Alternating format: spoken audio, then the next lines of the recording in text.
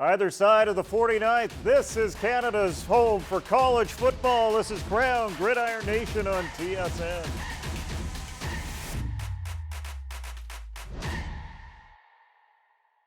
And welcome to the Hubcast studios in Vancouver, everyone. I'm Jim Mullen, he's Gord Randall. Mike Hogan will be along in a second, but now it's time, as usual, as we go stateside to check out how our Canadians did in our 2-minute offense. Notre Dame visiting Ann Arbor to take on number 18 Michigan. This was a wet one. It slowed down the Irish offense, but it did not slow down Michigan. This was a big blue beat-up rout on the Irish, winning 45-14. Abbotsford's Chase Claypool finished with 2 catches for 42 yards. Notre Dame's playoffs are essentially over. Penn State proving once again that they have the best defense in the country, led by the Canadian 3. They defeat Michigan State by 21, allowing only 7 points. They scored 28. The Nittany Lions still undefeated. Now they have their eyes set on a potential national playoff berth.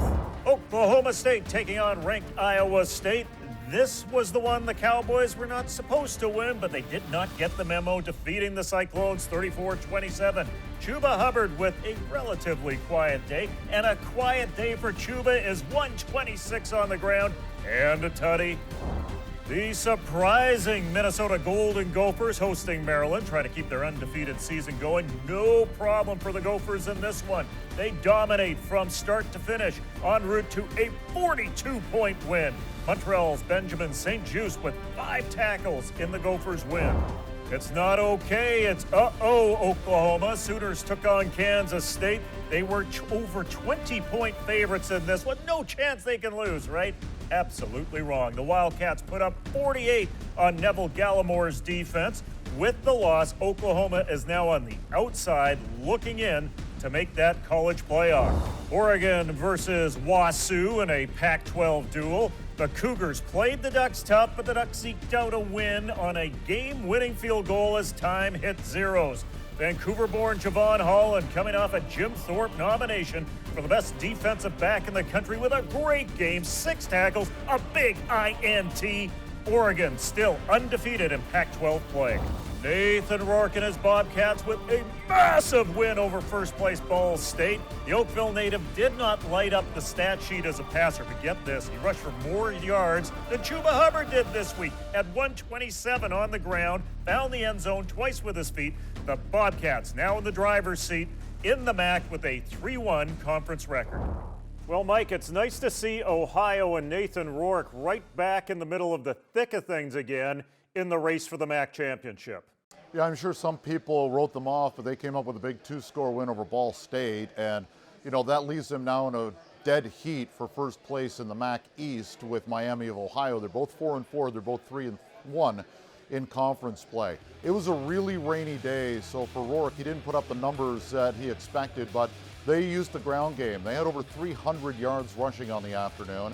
And, maybe that's appropriate because one of their guys from last year in the backfield, A.J. Ouellette, became a Toronto Argonaut, had his debut at home the other night, last Saturday night in Toronto, and had over 100 yards. So a good day for Ohio and a good day for Ohio alumni. Well, time to write the epitaph on the Notre Dame season insofar as national championships go. How do you write it there, Gord?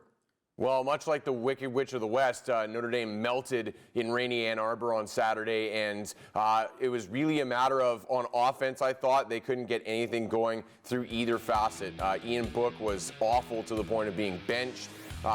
Chase Claypool, our guy, had targets on, I think, 4 of the first 6 offensive plays, and then he never saw the ball again the rest of the day. And with Oklahoma losing on the day as well, all of a sudden, we're in danger of not getting any CanCon potentially in the college football playoff this year, as a couple of the favorites we had going into the season are now fading out of the picture a little bit, though the Sooners do have a legitimate shot still. Well, we can always guarantee you CanCon in our stateside 5.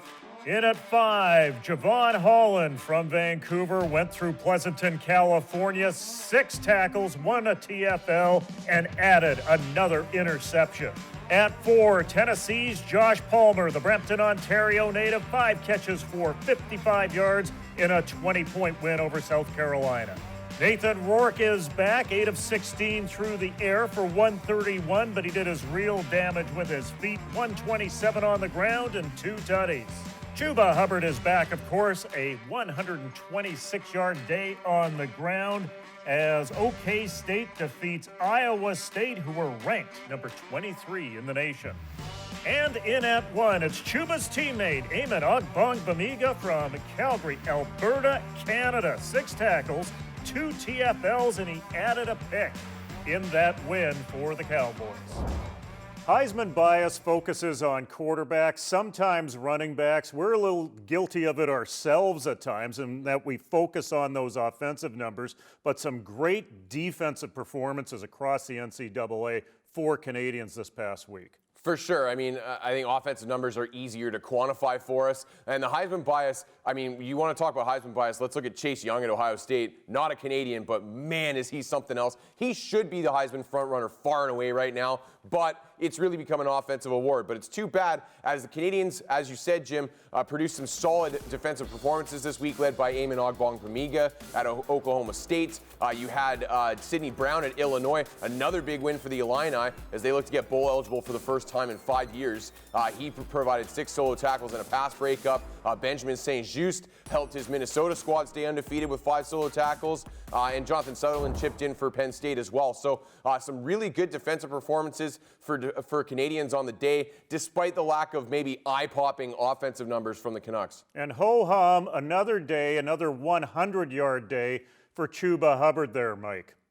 But here's where I want to go with this. I mean, Chuba Hubbard did exactly that, but I guarantee when people looked at his numbers, if they didn't watch the game, at least on this side of the border, they would have went, oh, what a tough day. Think about that statement. 116 yards and a touchdown against a nationally ranked team, and we're looking at it from a sophomore, no less, and we're looking at it going, oh, what a disappointment. He still leads the NCAA in rushing by 271 yards. He's one off the national lead for touchdowns, and we're kind of saying, man, what a tough day. Maybe he's just put the bar so high because in the 3 previous games against nationally ranked teams, he averaged 203 yards a game and also scored 5 touchdowns. So, you know, that's how high he set the bar and just shows you how great the season Chuba Hubbard is having. When we come back, we will recap a pivotal week in U Sports. In British Columbia's Similkameen Valley, our partner Sunny Dhaliwal and his family grow and pack some of the finest fruit you will ever taste. Thank you, Sunny, for making Krown produce fresh at its best. And welcome back to the Hubcast studio, everyone. Time to go north of the 49th for our 3-minute warning. Saskatchewan, Alberta, home playoff date on the line for the winner, and the weather kept the faithful away. Saskatchewan gets it done on D. Get these numbers. They didn't allow a first down to Alberta until there were 3 minutes left in the second quarter. Alberta had the ball for only 21 minutes and only produced 134 yards total offense. These two teams do it all again in a semifinal this coming weekend. UBC at those Calgary Dinos, baking up some turnovers, some sloppy turnovers. Adam Sinagra, 4 INTs in this one. Calgary gets the 19-point win, but the Dinos need to be much, much better to advance nationally than this. SMU X, that's St. Mary's at St. Francis Xavier. SMU needing a home win to get to the postseason.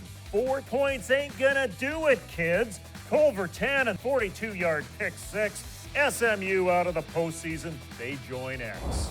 MTA Acadia. Mount Allison thought they needed a win. Acadia already in first. Hunter Gennard, the story for the Axemen. 289 through the air, 2 TDs, but he wiped that out, serving up 2, count them, 2 pick 6s. Acadia holds on, maintaining their perfect record with a 2-point win. 12, hosting Carleton. Sluggish affair through 30. The Griffins led 5-1. Did you have that in scorigami? Points started to flow in the second half, however. Carleton led by 1. 57 seconds left, and the punt is blocked. Scoop and score for Suraman Bagayogo. The Griffins live to play another day. Waterloo at Ottawa. Trey Ford was good, but the defense was even better for Waterloo as they toasted the GG's offense. Curtis Gray with a pair of sacks and an interception return for a tutty. Nice day at the office. Waterloo by 23. Mike, give us your take on the two OUA quarterfinal games. Well, I think in the one we got exactly what we expected, and that was a defensive game between Guelph and Carleton, and a game that the Ravens would have, could have, should have won, but didn't. As they've done all year, it was Guelph's defense and a big play on special teams, which may be mentioned again later in the program, hint, hint, Weekend Warriors, but they did exactly what they had to do in a game at home, play tough defense and take advantage of a big Ravens mistake at the end.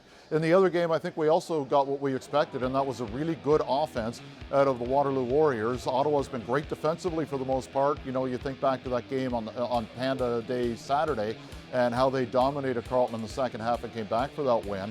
But, you know, they're down to QB3, and that's tough for any team when you've got a freshman quarterback who hasn't played very much.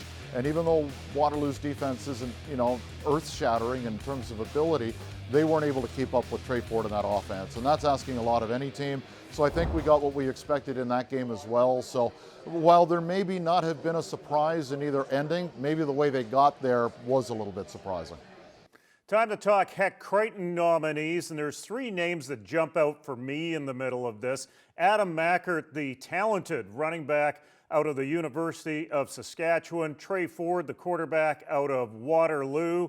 And of course, Chris Merchant, who led Western to an 8-0 record. Who would you put a check mark beside Mike? Beginning of the season, it would have almost been an indelible ink. It would have been Trey Ford, but as the season has progressed, Ford's numbers have really regressed. And I just, you know, I'm passing this down because they've been able to take advantage of an improved Dion Pellerin at running back. They have a more diversified offense, which has hurt individual statistics. Chris Merchant has just been Chris Merchant. You know, he had a career high with 297 yards passing per game. And since the second game of the 2016 season, where Western lost to Carleton, Merchant came in, he started the next game. He went 6-0 that year. He went 8-0 the next year, 8-0 the next year, 8-0 this year, 30-0 in the regular season since that loss in 2016. He's won a Vanier Cup. He's won a Ted Morris Trophy as the MVP of the Vanier Cup. Chris Merchant, maybe because nobody really stood out individually, should get this as sort of a captain of the career. So even though he's eligible for another year, but Chris Merchant, in my estimation, should get the Heck Crichton this year. One number I'll throw out there to you, Gord, when it comes to Adam Mackert, over 2/3 of his yards rushing were after first contact. Even though he's behind a very talented offensive line, 4 of whom may have CFL futures, that's a great number for the running back out of Saskatchewan. Yeah, I mean, Scott Flory, the head coach of Saskatchewan, definitely knows offensive linemen, but Adam Mackert's been fantastic. 1,331 yards on the season, a school rushing record, and he was over 1,000 with a game left in his regular season. That's always impressive to see. And he runs hard, he breaks tackles, he's got the speed, he's got everything going on, and that'll be one of the main reasons why, for me at least, Saskatchewan is currently the favorite in the Canada West. But I think that the lack of touchdown numbers really hurts them. They don't pop off the page. And with the success out east, and really like a lot of the competition here is who's going to come out of the OUA. You mentioned Trey Ford and Chris Merchant. Clay Sakara, unfortunately, his team doesn't make the playoffs, and he kind of petered off in the second half of the year. But those three are all legitimate contenders in that conference. We cannot forget about Hunter Gennard out east because the AUS does technically still exist. He led his team to an 8-0 record. And then in the Q, the battle is trying to figure out who they're going to find to come out of the Q because there has not really been one transcendent star in that conference this year. When we come back, we'll tell you all about our games to watch this upcoming weekend. Stick around. From the Similkameen Valley in British Columbia to the Western Cape of South Africa, our global network of grower partners produce the finest fruits and vegetables for Canadians. Those partners make Krown produce fresh at its best. And welcome back once again, everyone. Time to look ahead at our games to watch this weekend. It's Oregon, it's USC. The Ducks have waddled to 7th in the top 25 as they head to the Coliseum in South Central Los Angeles to take on those Trojans. After losing to Auburn in Week 1, the Ducks have rolled to 7 straight wins. Since 1990, these two teams have split the in-conference series at 10 games apiece. That's right. With the losses this past weekend, the Oregon Ducks are not only in the driver's seat in the Pac-12 North, but they're also smack dab in the middle of that college football playoff picture, ranked 7th in the nation with just the one last-second loss, neutral site against Auburn to open the season. And if they win out, they very well could end up in the playoff. And if they don't end up in the playoff, I'm sure the Pac-12 will have a lot to say about it. But they travel into LA for their latest test. They're facing the USC Trojans. SC won a tough one in Colorado the previous week. Clay Helton, their coach, is desperately trying to save his job. There's always a ton of talent on the Trojans team. They can beat anyone. This will be another good test for the Ducks. And in particular, Canadians should be keeping an eye on Javon Holland, just recently named a semifinalist for the Jim Thorpe Award for top defensive back in the country. The small C Canadian, as Jim would refer to him, is having a fantastic season out there in Eugene. Look for him to continue it as one of the leaders in that secondary. Preview number 2, well, it's actually 7 games. The semifinals are well underway from C to C to C in this country. 2 in the OUA, 2 in the Canada West, 2 in Quebec. 4 out of 5 teams make the playoffs. Do something about that, RSEQ. And one pretty interesting game in the AUS. So, Gord, of that list, what game hops out to you? Well, you said C to C to C, and I don't think anybody's playing on the Arctic Ocean this weekend, so it's probably UConn. just UConn. UConn and BC. They got to play at some point. Anyway, out east, Bishop's hosts a playoff game for the first time in 6 years since 2013, and that should be an entertaining game as Mount A comes into town and should be good for entertainment value.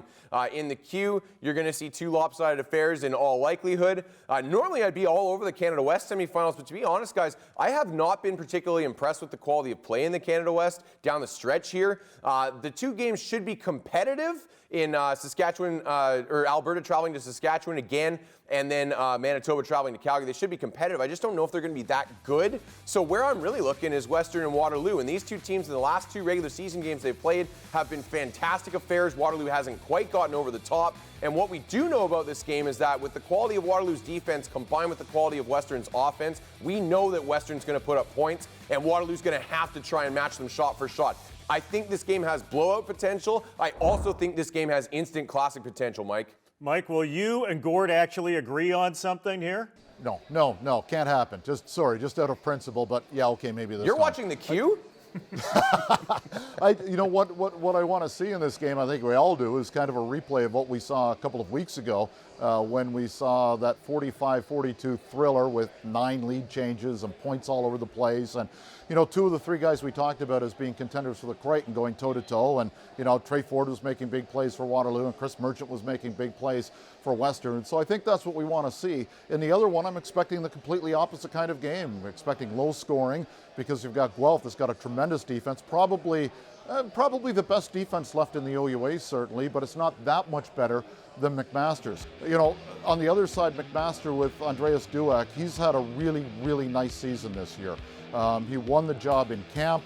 He's taken over that offense. He and Steph Potasic are on the same page. They've got a great deal of receiving talent. They haven't been very effective running the football this year, but have the ability to do that because they've got a couple of really good backs back there. But I really like Dueck. This offense has scored an average of 10 points a game more than it did a year ago. I'm expecting a classic, but I want to see if Guelph can keep up and score as many as I think Mac might be able to, albeit against a really good defense. When we come back, WW Weekend Warriors. Stick around. There are 15 teams left in the run for the Vanier. Here are your 7 best remaining. Laval in at number 1, of course. Western at 2. Mac at 3. Montreal at 4. Injured Calgary at 5th. Guelph's at 6th. And Saskatchewan, don't count them out, at 7. Weekend Warriors. Efforts of grit and determination to you, Michael. Well, let's go with Guelph. You know, they're down by a point late. Carlton's punting the football after getting the ball back late. And Harrison Bagiogo just flies in off the edge, beats a blocker cleanly, blocks a punt, it goes forward. He chases it down 30 yards. Didn't pick it up cleanly when he had an opportunity to do it, but ended up getting the touchdown that gave Guelph the win in a date against the McMaster Marauders this upcoming weekend. So for that great special teams play at the absolute perfect time, not only did he get a block, he got the score as well. Harrison Bagiogo, you're my weekend warrior. Well, we talked about him at length earlier, so I won't hit it too long, but you want to talk about efforts of grit. Well, going over 225 yards on the ground does that. 227 to be exact for Adam Mackert to put the seal on that school rushing record in a single season at 1,331 yards. Adam Mackert is my slam dunk weekend warrior. Well, he's a quarterback that may be defeating hockey schools all across Division III, but Tyler Grishot, you are my weekend warrior for not only what you did against RPI. How do I say that, Gord? Rensselaer Polytechnic Institute. Thank you for saying that. I didn't want to attempt that. But also for what you've done all through the year. 30 of 47 for 357 and 5 touchdowns in that win. But so far this year, in 7 games, 2,028 yards, 18 touchdowns off only 9 interceptions. Stittsville, Ontario native Tyler Grishot, you are my weekend warrior. Triple W2K to that guy over there. That's right, guys. What I want to know is Penn State really Canada's last hope for CanCon in the college football playoff? There are a few teams that have some chances, but that loss to Oklahoma really hurts their chance. That being said, they did get in with 1 loss both the last 2 seasons into the playoff. However, with I think 8 undefeated teams left in the country at this point in time, there's a lot for them to overcome to get in with a loss on their record. Oregon sits there at 7th in the country right now, as I mentioned earlier. They have just the 1 loss. They win out. They're right smack dab in the middle of the picture. Despite Adam Kordick, our producer's best hopes, I think Notre Dame is done and cooked at this point in time. So our best hope, though, does reside with the Penn State Nittany Lions. They're undefeated. If they take down Minnesota, who could also be in this conversation with Benjamin St. Just and them being undefeated, the winner of that game becomes our best hope. Penn State has to somehow overcome Ohio State, who looks like probably the best team in the country right now, in my opinion. But should they do that, they are definitely the best hope, but they've got a lot in front of them to get there. It'll be interesting to see how it all plays out, but there are still some possibilities to see some Canadians in that college football playoff in January. What I want to know goes back to something Gord said a little bit earlier on, and he was talking about how, McMaster took Trey Ford out of the game a couple of weeks ago. I want to know how Western does that this week. They couldn't do it at all when they ended up in that 45-42 shootout earlier this month, but now you've got Paul Gleason, who's got some film of what McMaster did, can take a look at what mistakes they made in that earlier game. So what I want to know is what Gleason and company do to slow down Trey Ford, because that ain't easy. Our podcast is available everywhere where you look for podcasts, but for now, this is Jim Mullen saying, let's get out to the game.